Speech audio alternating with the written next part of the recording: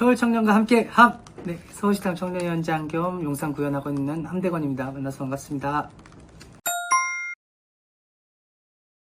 네, 서울시당 청년위원장으로서 계엄과 대선을 경험하면서 대선 캠프 청년무부 팀장으로 이제 활동했는데 청년들의 목소리를 많이 들을 수 있었습니다. 대통령님의 메시지를 정책적으로나 이렇게 풀어나가며 정치가 우리 삶을 바꿀 수 있다는 좀 확신을 경험했던 것 같습니다.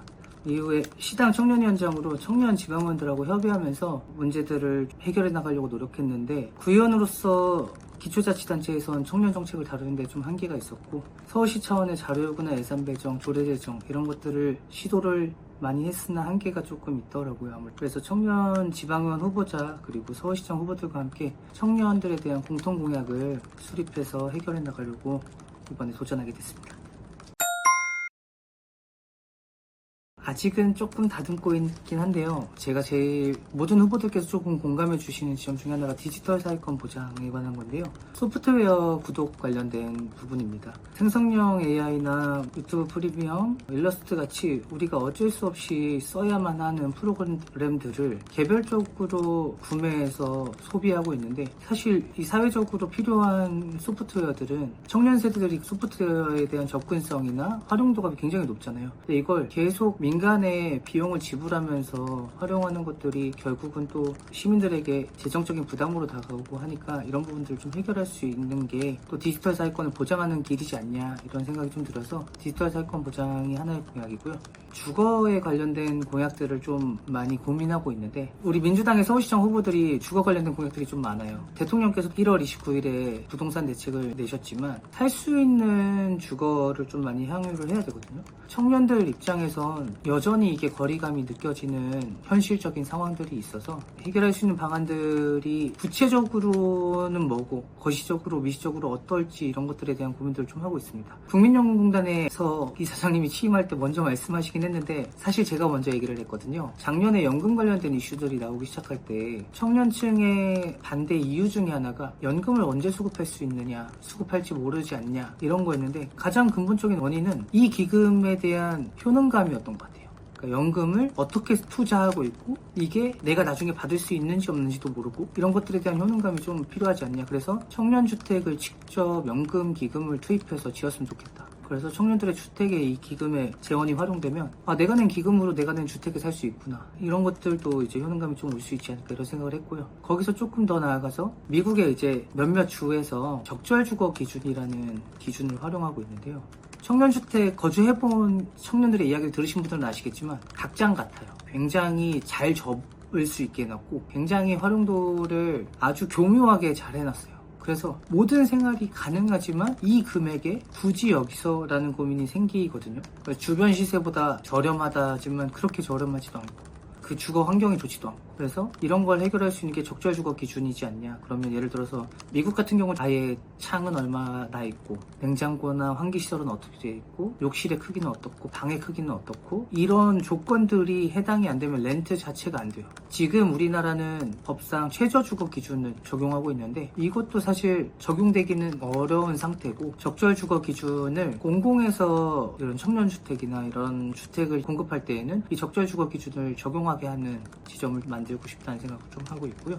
주거 관련해서 정원호 캠프 쪽에서는 아직 발표는 안 됐지만 세대별 맞춤형 주거를 지원하겠다라는 공약을 좀 하고 있고 김영남 서울시장 후보는 매입임대주택 10만 호를 만들겠다 이러고 있는데 어떤 방식으로든 청년층에게 주거가 너무 중요하기 때문에 주거 관련된 공약을 조금 더 디테일하게 다듬어서 지방선거에서 주거 문제가 좀 많이 개선될 수 있도록 하는 게 또 하나의 목표입니다. 그리고 미래적으로 자산 형성이나 그리고 엔잡러들에 대한 사회보험료 지원 같은 부분들 그런 것도 공약하고 있고요. 자산 형성? 네, 공약하고 있고 한 50가지 정도는 공약이 나오지 않을까. 그래서 서울시에서 할 수 있는 공약 한 25개, 자치구에서 할 수 있는 공약 25개 이 정도에서 공통 공약 준비하고 있습니다.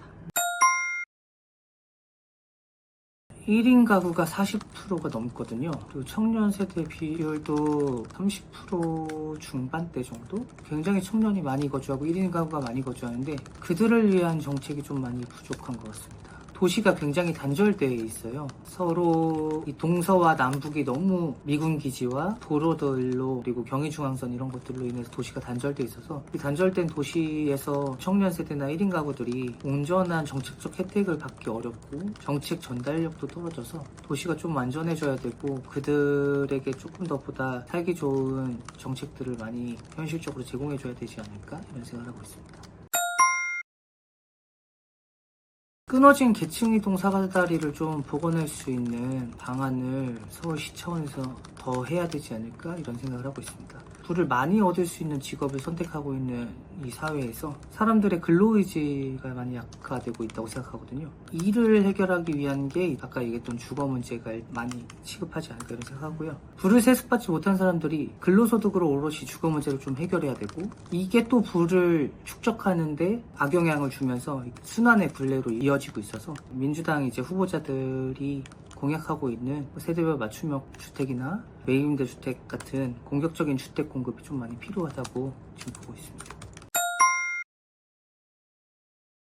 여당이든 야당이든 지방의회에서 해야 할 역할을 저는 경험해 봤으니까 제일 중요한 건 이게 주민을 위한 일인가에 대한 문제의식인 것 같아요. 정책적으로 이제 한정된 예산을 분배해야 되는 상황이니까 어쩔 수 없이 특정 계층이나 특정 세대를 대변하게 되는 상황들이 오는데 그럼에도 이게 다수의 시민을 위한 좀 공리적인 목적을 취하고 있는가? 그리고 전체 예산의 규모에서 형평성 있게 잘 집행되고 있는가? 이런 것들에 대한 고민을 많이 해야 되지 않을까? 이게 제일 필요하다고 생각하고 예산 수립과 행정이 잘 이루어지는지 열심히 감시하겠습니다.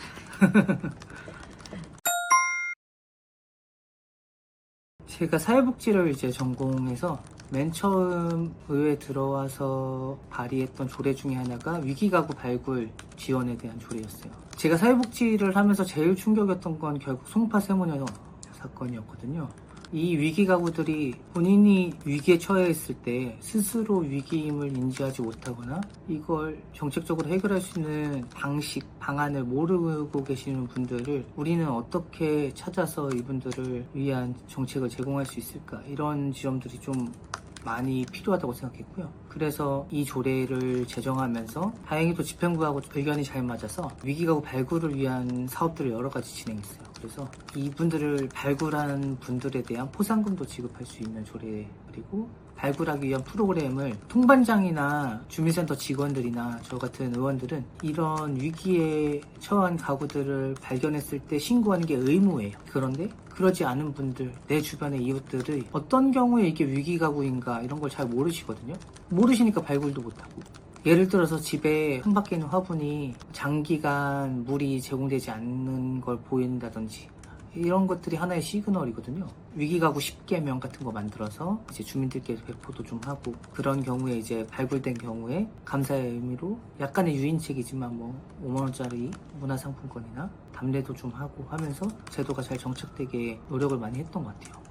복지 쪽 조례들 좀 많이 했어요. 이번에는 경계성 지능인 평생교육 지원 조례, 시각장애인 보도점자 블럭 설치 지원에 관한 조례가 서울시에 아예 없더라고요. 자치구에. 그래서 자치구 중에 제가 처음으로 했던 것 같고요. 발달장애에 대한 관심이 좀 많아서 발달장애 조기 발굴 지원을 위한 관련된 영유아 발달 지원에 관한 조례 대표 발의했었고 발달장애인 권리보장 및 지원에 관한 조례가 이제 25개 자치구에 다 있는데 전 세계적으로 제일 어려운 게 처음에 이제 발달장애가 아이가 있다고 해도 이걸 부모들이 처음에 거부하기도 하고 그걸 수용하는데도 꽤 시간이 오래 걸리세요. 그걸 수용하고 난 다음엔 이제 아이를 어떻게 키워나가야 될지에 대한 대책들을 고민을 해나가시는데 코호트 그룹들이 잘 없어요. 그래서 발굴 검사를 하는데 1회당 40만 원인데 이 비용을 지원할 수 있게 하는 조례, 아까 말씀드린 그 조례, 그리고 부모들끼리 서로 상담도 받고 서로 소통도 하고 하는 교육을 지원하는 조례, 영유아 발달 지원에 관한 조례였고요. 또 하나가 이분들이 이제 성인이나 학령기에 접어들면 치아에 관련된 문제가 제일 많이 발생해요. 아무래도 양치나 이런 부분들이 잘 안 되는 지점들이 있다 보니까 서울시에 이 발달장애인들을 위한 치과가 2곳밖에 없거든요. 2곳에서 대체로 전신마취를 하고 치료를 해요. 아주 간단한 우리 아말감이라고 하죠. 떼우는 작업을 하더라도 전신마취를 해야 돼요. 근본적인 원인은 결국 양치, 구강질환 예방을 위한 구강 건강에 대한 교육이 일단 1차적으로 좀 필요하다. 장애인 치과가 없으니까 치과들이 이제 발달장애인들 치료를 할 수 있도록 하는 권고나 지원 이런 것들을 좀 하는 걸 개정안을 이제 낸 거죠. 그렇게 했던 것들이 제일 기억에 좀 많이 남는 것 같습니다. 다양한 청년들과 소통해본 사람, 그리고 지방의원을 현직으로 경험해서 지방의회의 역할이 뭐고 어떤 일을 할 수 있는 건지 아는 경험이 또 장점인 것 같고요. 당과 이재명 정부의 가치관에 대해서 이해도가 높은 사람이라서 함께 열심히 잘 뛸 수 있는 사람, 이런 것들이 저의 장점인 것 같습니다.